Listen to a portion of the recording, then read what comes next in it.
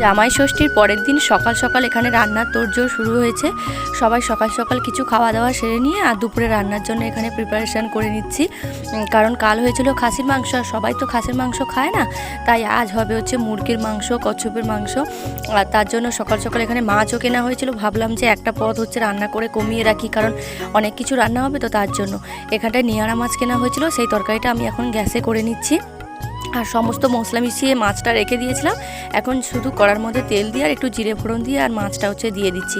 এখন ধীরে ধীরে ওটা হচ্ছে হতে থাকবে। আর ওদিকে হচ্ছে মা আর দিদা দুজনে মিলে অন্যান্য রান্নার হচ্ছে জোগাড় করে নিচ্ছে, কারণ আজকের অনেক কিছু মেনুতে থাকছে। আর যা পরিমাণে গরম পড়েছে জামাই ষষ্ঠীতে কি বলবো তোমাদেরকে।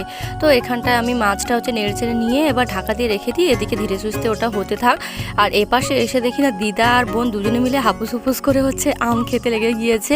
আর আমার বাপেদের কাছে তো এখনও পর্যন্ত আম ছিল, এই আমরা আসার পরে যে কটা পাকা আম ছিল পেড়ে নিয়েছিল, এগুলো আমাদের জন্যই হচ্ছে রেখেছিল। এবছরের মতন হচ্ছে আম শেষ।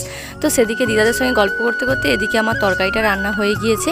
তো এখানটায় বাবার কাছে চলে এসেছি। বাবা আগের দিন হচ্ছে পুকুরে জাল দিতে গিয়ে এটা পুকুর থেকে পড়েছে এই কচ্ছপটা, তাই আজকের হচ্ছে রান্না করা হবে। সবাই আবার কচ্ছপ খায় না, তাই মুরগি আর কচ্ছপ দুটোই হবে। আর কচ্ছপটা এত পরিমাণে দৌড়ায় কি বলবো, বাবা ছেড়ে দিয়েছে, এত পরিমাণে দৌড়াচ্ছে যে আমি তার সঙ্গে ছুটে আর কি পারছিলাম না। আর এখন তো তেমন কচ্ছপ পাওয়াই যায় না, আর কোন ভাগ্যবশত পুকুর থেকে আর কি পড়ে গিয়েছে। তো এখানটায় বসে বসে বাবার মুরগি কাটা দেখছিলাম, তার মধ্যে থেকে চলে এলো হচ্ছে দিদি, মাসি আর তোমাদের দাদা ভাই, কারণ ওরা বাড়িতে গিয়েছিল আর মাসি আগের দিন আসতে পারেনি, তাই মাসিকে আজকে সঙ্গে করে নিয়ে এসেছে। তো বাবা এখানে মুরগিটা কেটে নেওয়ার পর সমস্ত রান্নাবান্না করে নেওয়া হয়ে গিয়েছিল। তো তারপরে সবাই মিলে খাওয়া দাওয়াও সেরে নিয়েছি। লাস্ট আমি, মাসি আর মা আর বাবা বসে বসে এখানটায় খাচ্ছি আর সবাই মিলে হচ্ছে গল্প করছি। খাওয়া দাওয়া প্রায় শেষ হয়ে এসে মা কাঁকড়ার টক করে রেখেছিল, সেটাই এখন বসে বসে কাঁকড়া আর কি খাওয়া হচ্ছে।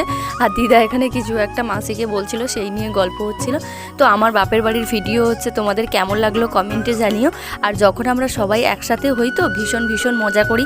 আর এরপরে কি করেছি আর কোথায় গিয়েছিলাম সেটা দেখতে হলে কিন্তু আমার চ্যানেলটি সাবস্ক্রাইব করে রাখতে হবে, পরপর সমস্ত ভিডিও তোমাদের সঙ্গে শেয়ার করব। আর হ্যাঁ, আজকের ভিডিওটা তোমাদের কেমন লাগলো কমেন্টে জানিও। দেখা হচ্ছে নতুন কোনো ভিডিওতে, ততক্ষণ সবাই ভালো থাকো। Thanks for watching.